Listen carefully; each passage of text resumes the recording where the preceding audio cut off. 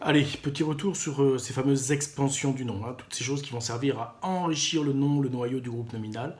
Donc je rappelle, il y a le noyau, le nom et son déterminant. Et à côté, on va pouvoir lui ajouter des choses qu'on appelle les expansions et qu'en CM2, on va demander de savoir reconnaître. L'adjectif, on connaît, on le sait déjà des années d'avant, il s'accorde en genre et en nombre, etc. Donc la question, elle est toute simple. Est-ce que j'ai un seul mot et à ce moment-là, c'est un adjectif qualificatif? Ou est-ce que j'ai plusieurs mots et à ce moment-là, c'est un complément du nom? Ici, par exemple, si je mets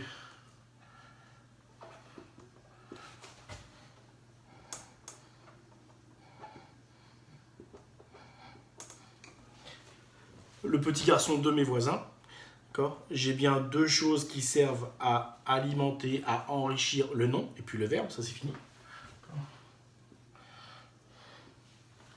Je sais que le garçon il est petit, je sais que le garçon il est de mes voisins, pas celui de ma grand-mère, etc. Donc c'est celui de mes voisins, d'accord? Un seul mot, adjectif qualificatif, plusieurs mots,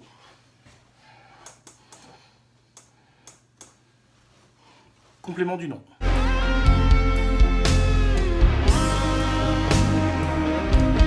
Mais du coup, on va voir un petit peu que ça peut se corser, c'est-à-dire que lorsqu'il va y avoir plusieurs mots, on va introduire une petite nouveauté aujourd'hui, parce que une nouveauté c'est plus rigolo, on peut pouvoir se poser des questions, parce que, si vous avez bien regardé la photo juste avant, et donc ce qui est au tableau, lorsque j'ai plusieurs mots, petit souci, la chambre de ma sœur, de quelle chambre?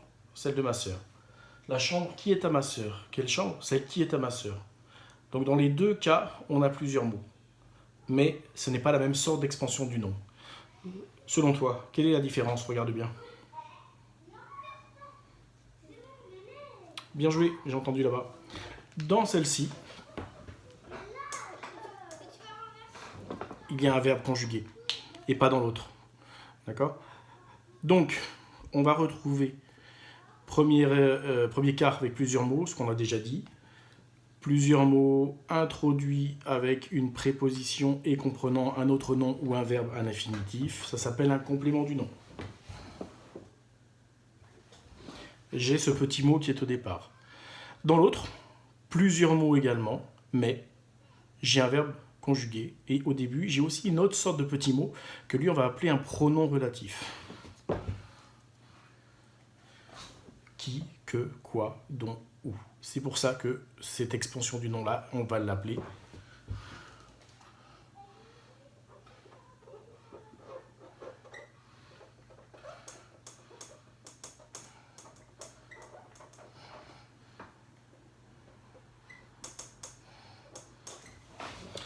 la proposition subordonnée relative. Et donc on écrira PSR pour simplifier.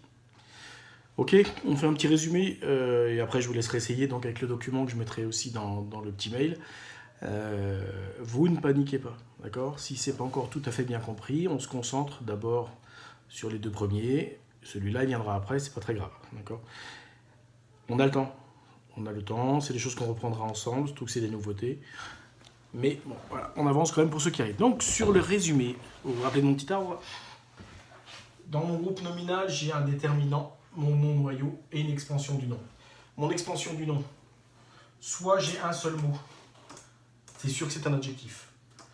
Soit j'ai plusieurs mots. À ce moment-là, je regarde. Est-ce que dedans, il y a un verbe conjugué? S'il n'y en a pas, complément du nom. Il commence par A, 2, etc. Si j'ai plusieurs mots et un verbe conjugué, c'est une proposition subordonnée relative qui commence par qui, que, quoi, dont, où, etc. On reverra les autres éventuellement. D'accord.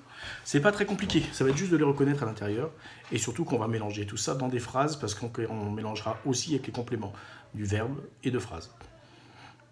Prenez le temps de bien comprendre, faites le petit document là que je vous donnais avec et c'est parti. Au boulot.